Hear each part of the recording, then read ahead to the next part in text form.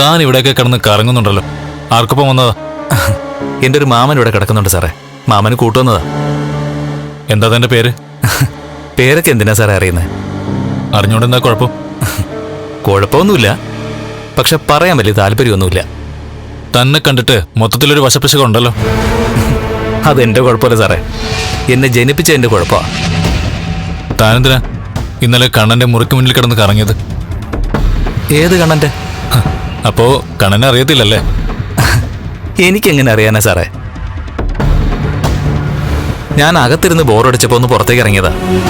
ആ നേരത്ത് അകത്ത് കിടക്കുന്ന രോഗികളെയൊക്കെ ചിലപ്പോൾ നോക്കി കാണും. അതിന്റെ പിന്നിൽ ഒരു ദുരുദ്ദേശവും ഇല്ല. പിന്നെ അത്യാവശ്യം കുഴപ്പക്കാരെയൊന്നും ഇതിനകത്ത് കിടത്തി തോമസ് സാർ ചികിത്സിക്കാറില്ല. അല്ല, സാർ ആരാ? തന്നെ കുറിച്ചൊന്നും താനൊന്നും പറയുന്നില്ലല്ലോ, പിന്നെ എന്നെ കുറിച്ച് എന്തിനാ അറിയുന്നത്?